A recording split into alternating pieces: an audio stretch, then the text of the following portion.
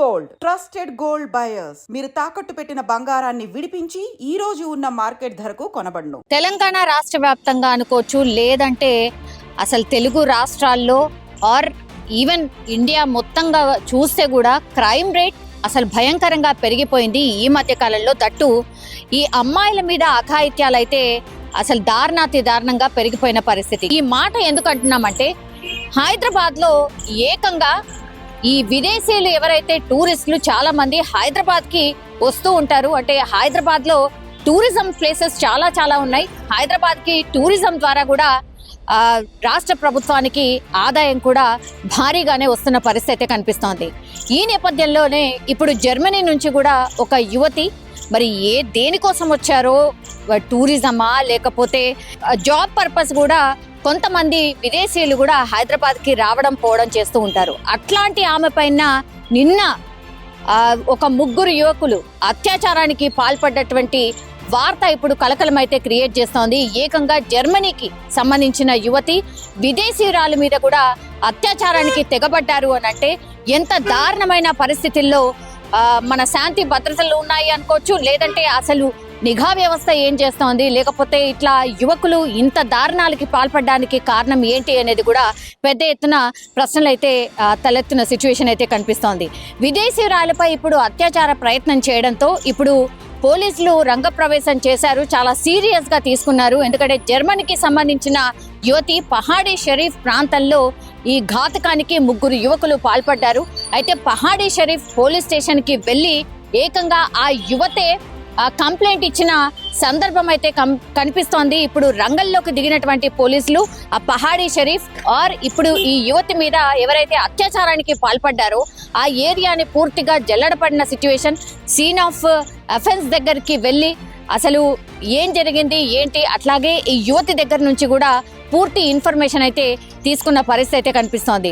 ఆమె ఏ పర్పస్ కోసం వచ్చింది అండ్ హైదరాబాద్ లో ఏమైనా ఇక్కడే ఉండి ఏదైనా పని చేస్తోందా, లేదంటే ఆమె టూరిజం కోసం వచ్చిందా, కేవలం ఒక యువతే ఉండిందా, ఇట్లాంటి క్వశ్చన్స్ ఇట్లాంటి అంత ఇన్ఫర్మేషన్ కూడా పోలీసులు కలెక్ట్ చేసిన సందర్భం అయితే కనిపిస్తోంది. అట్లాగే ఈ ఇన్సిడెంట్ జరిగినటువంటి ప్లేస్ లో ఏవేవైతే సీసీ కెమెరాస్ ఉన్నాయో ఆ సీసీ ఫుటేజ్ ని పూర్తిగా పోలీసులు చెక్ చేసిన సందర్భం. అట్లాగే ఈ ముగ్గురు యువకుల నుంచి ఒక యువకుడిని పోలీసులు పట్టుకుని అదుపులోకి తీసుకున్నట్టుగా కూడా ఇప్పుడు మనకున్నటువంటి సమాచారం అయితే అంతోంది. ఇంకా ఈ ఇద్దరెవరు, మరి ఈ ముగ్గురు యువకులు ఈ విదేశీయురాలిపై అత్యాచారానికి పాల్పడడానికి రీజన్ ఏంటి, ఇది ఎన్ని గంటలకు జరిగింది, ఇట్లాంటి ఇన్ఫర్మేషన్ అయితే పూర్తిగా కలెక్ట్ చేస్తున్న పరిస్థితి అయితే కనిపిస్తోంది. కానీ ఇది ఆందోళన కలిగిస్తున్నటువంటి అంశం.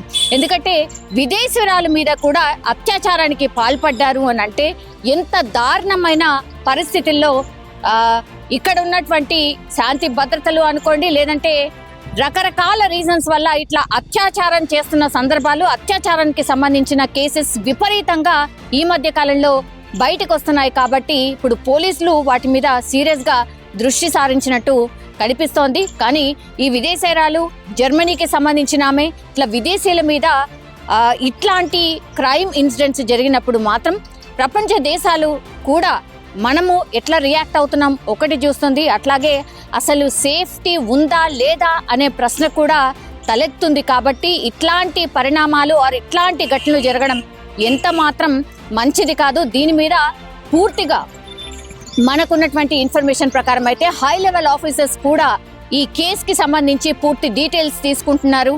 ఎవరు ఏంటి అనేది కూడా పూర్తిగా సీరియస్ గా వీటి మీద దృష్టి సారించారు. ఒక యువకుడైతే ప్రస్తుతం అదుపులో ఉన్నాడు. కాబట్టి ఇంకా ఇద్దరు యువకుల కోసం వేట కొనసాగుతోంది.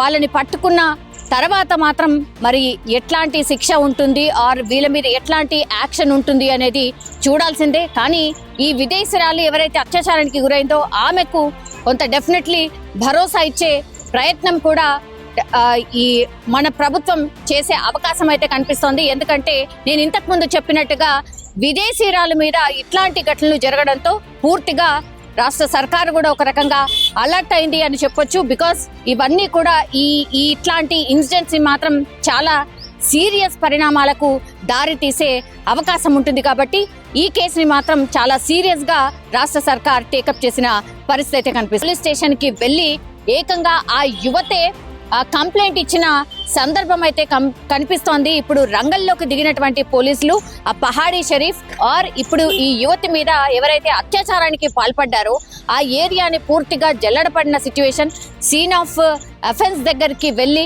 అసలు ఏం జరిగింది ఏంటి, అట్లాగే ఈ యువతి దగ్గర నుంచి కూడా పూర్తి ఇన్ఫర్మేషన్ అయితే తీసుకున్న పరిస్థితి అయితే కనిపిస్తోంది.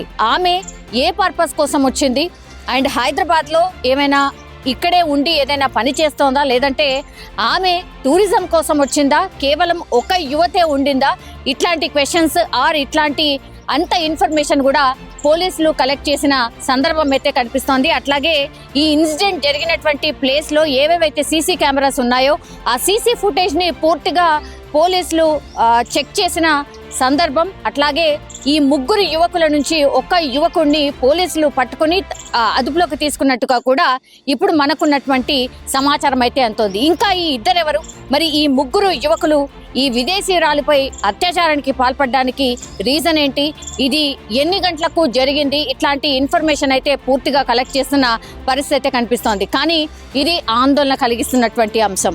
ఎందుకంటే విదేశీయురాల మీద కూడా అత్యాచారానికి పాల్పడ్డారు అని అంటే ఎంత దారుణమైన పరిస్థితుల్లో ఇక్కడ ఉన్నటువంటి శాంతి భద్రతలు అనుకోండి, లేదంటే రకరకాల రీజన్స్ వల్ల ఇట్లా అత్యాచారం చేస్తున్న సందర్భాలు, అత్యాచారానికి సంబంధించిన కేసెస్ విపరీతంగా ఈ మధ్య కాలంలో బయటకు వస్తున్నాయి. కాబట్టి ఇప్పుడు పోలీసులు వాటి మీద సీరియస్ గా దృష్టి సారించినట్టు కనిపిస్తోంది. కానీ ఈ విదేశీయురాలు జర్మనీకి సంబంధించిన ఆమె ఇట్లా విదేశీయుల మీద ఇట్లాంటి క్రైమ్ ఇన్సిడెంట్స్ జరిగినప్పుడు మాత్రం ప్రపంచ దేశాలు కూడా మనము ఎట్లా రియాక్ట్ అవుతున్నాం ఒకటి చూస్తుంది. అట్లాగే అసలు సేఫ్టీ ఉందా లేదా అనే ప్రశ్న కూడా తలెత్తుంది. కాబట్టి ఇట్లాంటి పరిణామాలు ఆర్ ఇట్లాంటి ఘటనలు జరగడం ఎంత మాత్రం మంచిది కాదు. దీని మీద పూర్తిగా మనకున్నటువంటి ఇన్ఫర్మేషన్ ప్రకారం అయితే హై లెవెల్ ఆఫీసర్స్ కూడా ఈ కేసుకి సంబంధించి పూర్తి డీటెయిల్స్ తీసుకుంటున్నారు. ఎవరు ఏంటి అనేది కూడా పూర్తిగా సీరియస్ గా వీటి మీద దృష్టి సారించారు. ఒక యువకుడైతే ప్రస్తుతం అదుపులో ఉన్నాడు కాబట్టి ఇంకా ఇద్దరు యువకుల కోసం వేట కొనసాగుతోంది. వాళ్ళని పట్టుకున్న తర్వాత మాత్రం మరి ఎట్లాంటి శిక్ష ఉంటుంది ఆర్ వీళ్ళ మీద ఎట్లాంటి యాక్షన్ ఉంటుంది అనేది చూడాల్సిందే. కానీ ఈ విదేశీయురాలు ఎవరైతే అత్యాచారానికి గురైందో ఆమెకు కొంత డెఫినెట్లీ భరోసా ఇచ్చే ప్రయత్నం కూడా ఈ మన ప్రభుత్వం చేసే అవకాశం అయితే కనిపిస్తోంది. ఎందుకంటే నేను ఇంతకు ముందు చెప్పినట్టుగా విదేశీయురాల మీద ఇట్లాంటి ఘటనలు జరగడంతో పూర్తిగా రాష్ట్ర సర్కారు కూడా ఒక రకంగా అలర్ట్ అయింది అని చెప్పొచ్చు. బికాస్ ఇవన్నీ కూడా ఈ ఇట్లాంటి ఇన్సిడెంట్స్ మాత్రం చాలా సీరియస్ పరిణామాలకు దారి తీసే అవకాశం ఉంటుంది. కాబట్టి ఈ కేసుని మాత్రం చాలా సీరియస్ గా రాష్ట్ర సర్కార్ టేకప్ చేసిన పరిస్థితి అయితే కనిపిస్తోంది.